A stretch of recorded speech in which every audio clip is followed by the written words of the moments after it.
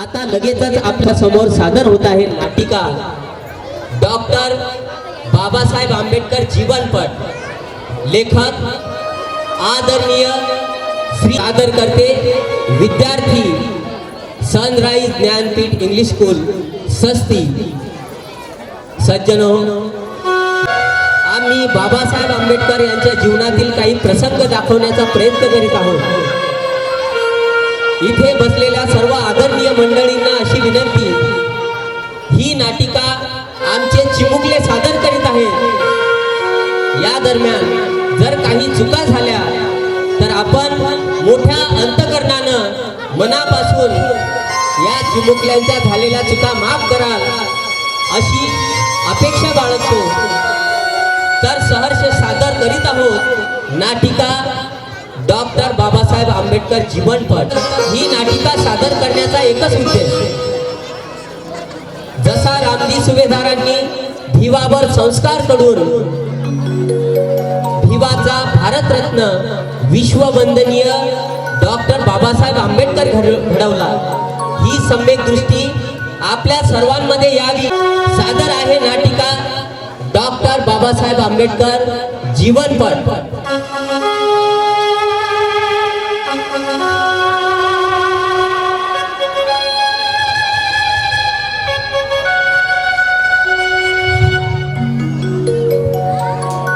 सादर आहे नाटिका डॉक्टर बाबासाहेब आंबेडकर जीवनपट।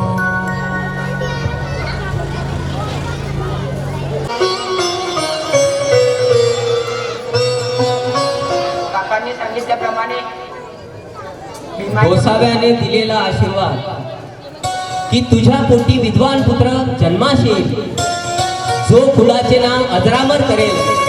अशा विचारात असताना रामजी फेऱ्या मारतात आणि स्वतःशीच बोलतात।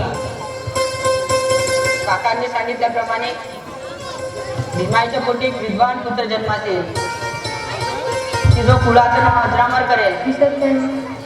आता ती वेळ आलेली आहे।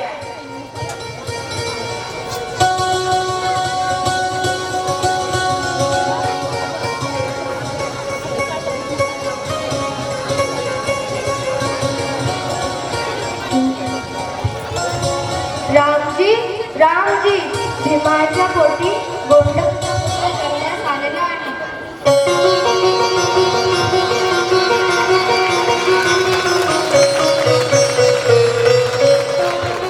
गोसाव्याने दिलेला आशीर्वाद योगायोगाने खरा ठरला।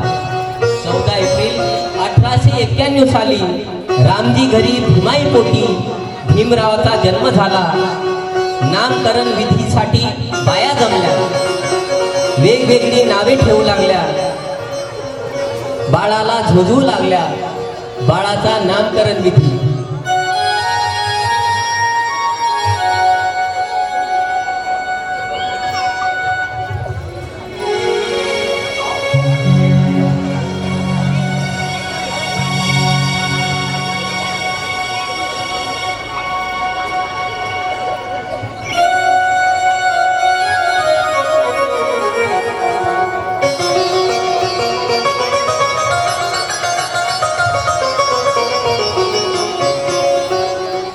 जमलेल्या बाया बाळाला वेगवेगळ्या नावांनी हाका मारू लागल्या। बाळाला झोजू लागल्या।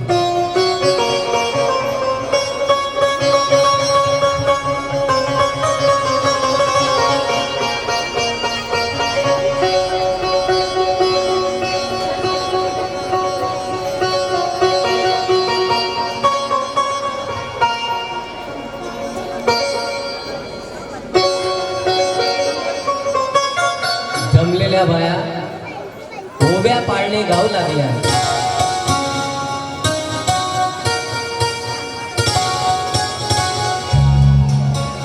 हो उद्धाराया ताराया,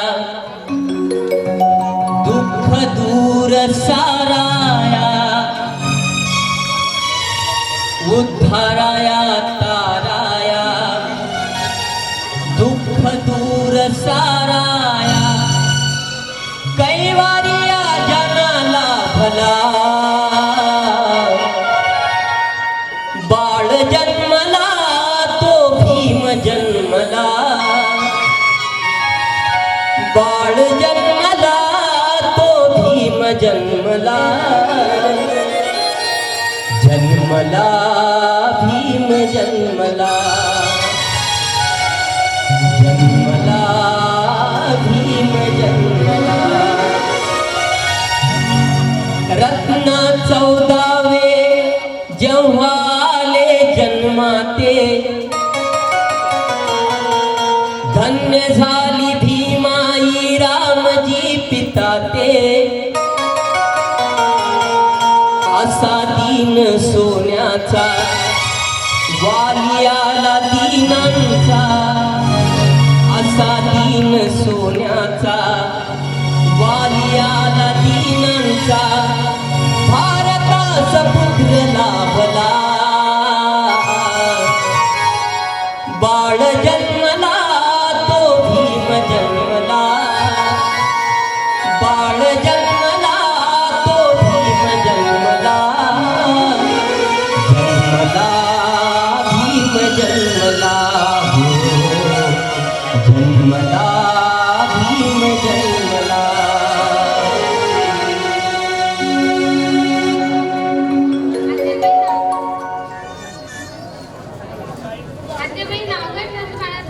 तुम्हीच सांगा भीमाबाई.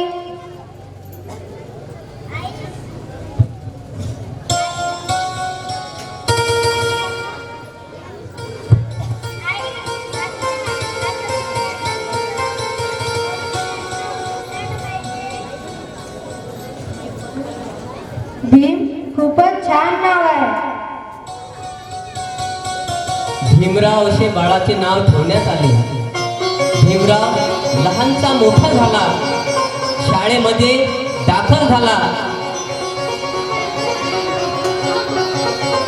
भीमराव आता शाळेमध्ये पहिला दिवस.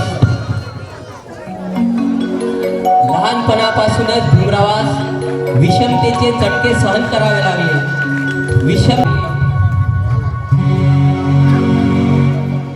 अनेक प्रसंग भीमरावाच्या जीवनात आले. अनेक वाईट प्रसंगांना त्यांना तोंड द्यावे लागले. शाळेमधील अशाच प्रकारचा हा प्रसंग. भिवाचा शाळेचा पहिला दिवस.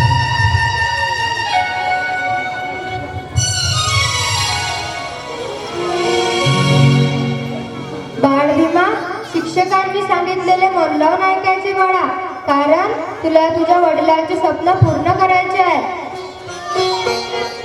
आनंद, आनंद, भीमाला शाळेत घेऊन जा, शाळेला उशीर होतोय.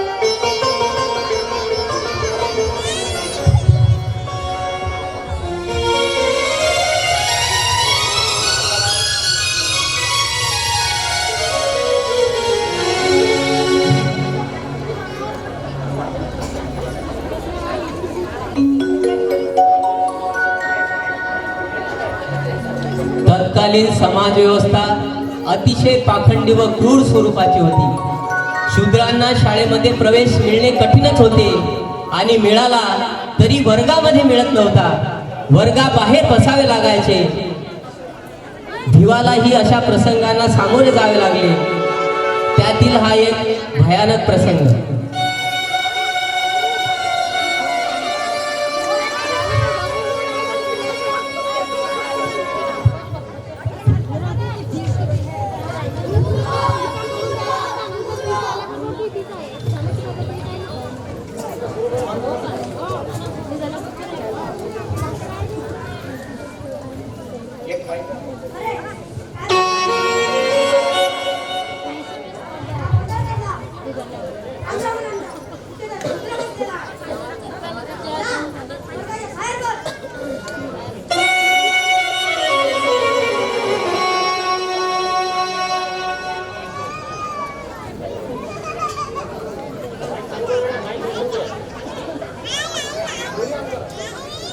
गुरुजी भीमरावास जात शूद्र असल्यामुळे वर्गाच्या बाहेर हाकलून देतात.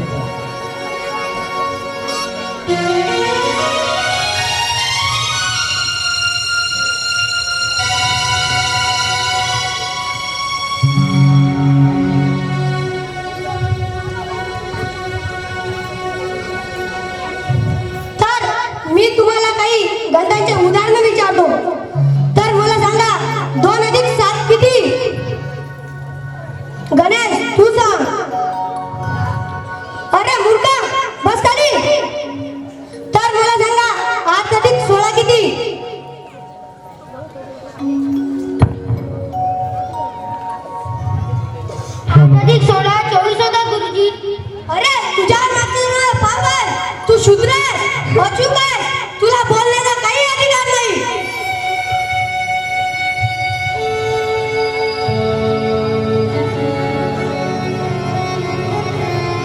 गुरुजी भिवाला वर्गाबाहेर हकलून देतात, शाळेबाहेर जाण्यास सांगतात आणि भीमराव रडत असताना गुरुजींना विनंती करतो,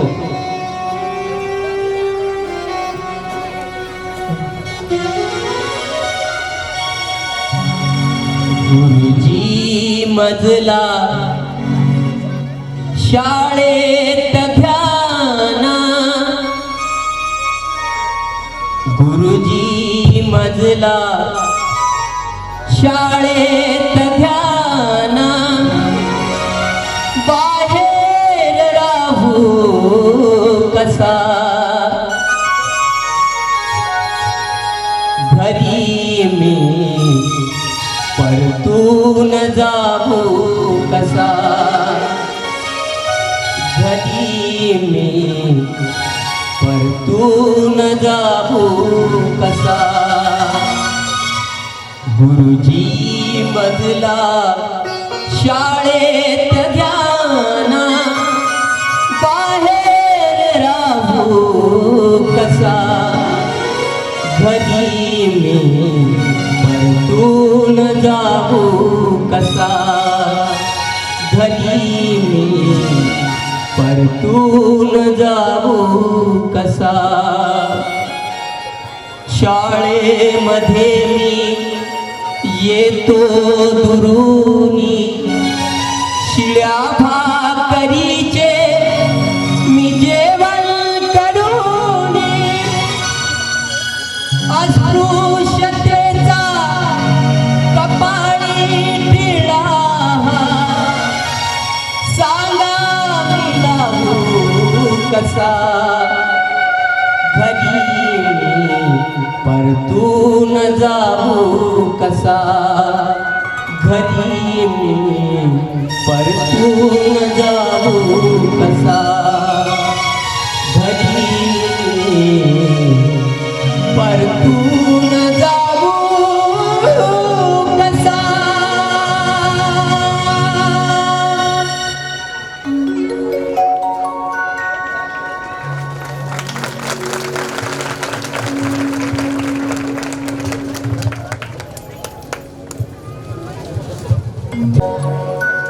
रडत रडत घराकडे परत येतो. भीमराव कळत नाही, छोट्या भिवाला कळत नाही की शूद्र नेमका काय असतो, शूद्र कशाला म्हटले जाते, मला वर्गाबाहेर का हकलल्या जात आहे, असे सगळे प्रश्न भिवाला सतावत आहेत.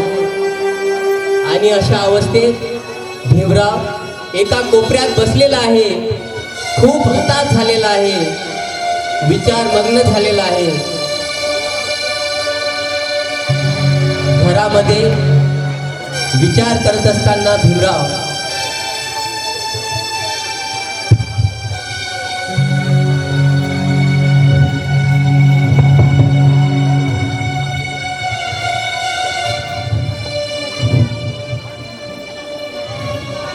दिवा, तू असा अस्वस्थ का बाळा?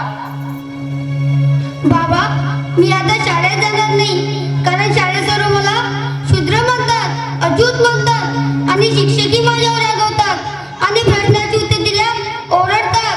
बाबा, हे शूद्र म्हणजे काय, अजूत म्हणजे काय, सांगा ना बाबा. हे बाळा, माझ्याजवळ ये. माझ्या एका प्रश्नाचे उत्तर देशील? हो.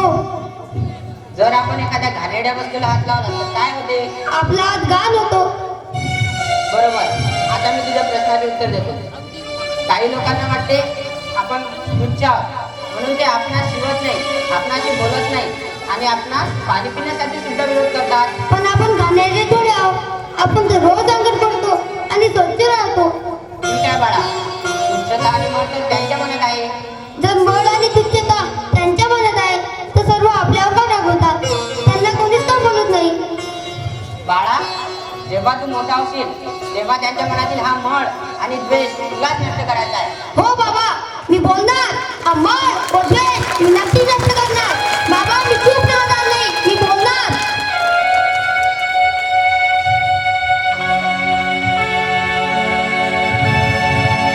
भीमरावाने या अनेक प्रसंगातून खचून न जाता मन लावून अभ्यास करत राहिले.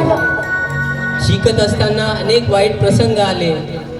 कधी सार्वजनिक पाणवठ्यावर पाणी पिल्यामुळे लोकांनी बदलून काढले, तर कधी गाडीवानाने जात शूद्र असल्याचे कळल्यावर गाडीच्या बाहेर फेकून दिले, गाडीच्या बाहेर हाकलून दिले. पण तरीही शिकण्याची जिद्द भीमरावांनी सोडली नाही. रस्त्यावरील दिव्याखाली बसून तासन तास अभ्यास केला. सार्वजनिक दिव्याखाली भीमरावांनी तासन तास अभ्यास केला. बघता बघता भीमराव मॅट्रिकच्या परीक्षेत बसले. मन लावून अभ्यास करत राहिले आणि मॅट्रिकची परीक्षा चांगल्या गुणांनी उत्तीर्ण झाले. म्हणून चाळीतील लोक भिवाच्या यशाविषयी चर्चा करतात, कारण चाळीमध्ये भिवाच्या यशाची ही वार्ता पसरलेली आहे. सर्वांना अतिशय आनंद झालेला आहे. लोकांचा आनंद गगनात भिळालेला आहे, कारण त्या काळामध्ये महाराणा मॅट्रिकची परीक्षा पास होणं कठीण. महाराणे मॅट्रिकची परीक्षा पास होणे म्हणजे पूर्वेचा सूर्य पश्चिमेस उगवल्यासारखे. आणि तीच गोष्ट आता घडलेली आहे. भिवा मॅट्रिकची परीक्षा उत्तीर्ण झाला. संपूर्ण चाळीतील लोकांना अतिशय आनंद झाला. भिवाच्या आनंदाविषयी चर्चा करत असताना चाळीतील काही लोक, अरे दादा, आपल्या चाळीतील भिवा मॅट्रिक पास झाला. काय म्हणतो? भिवा मॅट्रिक पास झाला? तो मलाच म्हणायची, या शूद्राला शूद्रांनी म्हणायचं मॅट्रिक पास. खरंच की भिवानं कुणाच नाव कमावलंय. चाळीतील लोकांनी भिवाचा सत्कार करायला ठरवलंय. चल आपण सुद्धा जाऊ तिकडं. बघ, ती लोक येतात. भिवा मॅट्रिक पास झाला म्हणून चाळीतील लोकांनी भिवाचा सत्कार ठेवला.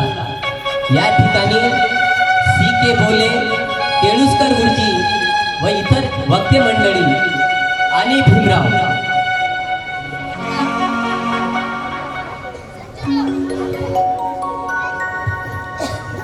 सज्जनो, आपल्या शाळेतील विद्यार्थी भिवा आज मॅट्रिक पास झाला आहे. त्याने त्याच्या आईवडिलांचे मान गर्वाने उंच केले आहे. म्हणून आज आपण या ठिकाणी त्याचा सत्कार करत आहोत.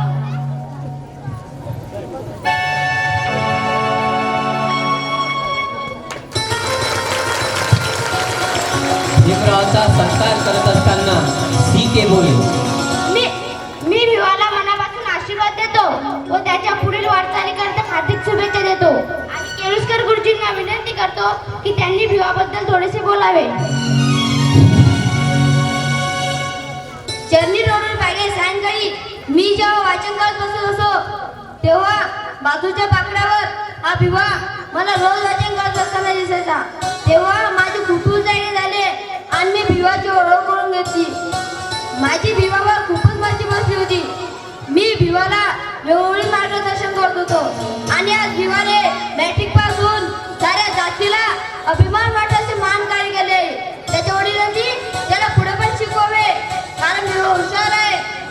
मी त्याचा मनापासून सत्कार करतो व हे बुद्धचरित्र त्याला भेट देतो. त्याने तो स्वीकार करावा.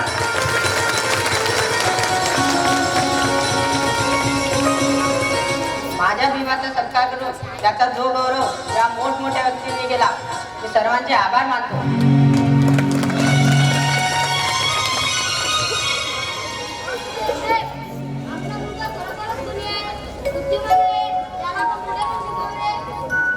गुरुजी, ही मानधनी दाव एवढ्याशा पैशावर कुटुंब बसून मुलाला शिक्षण कसे काय देऊ?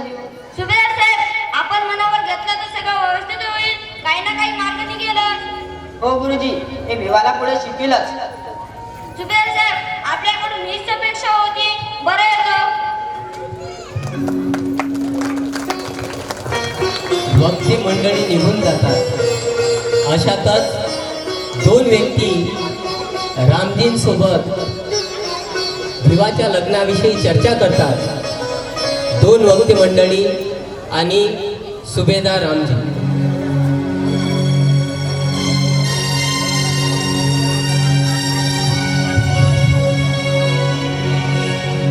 मंडळी, आपण माझ्या आनंदात सामील झाला.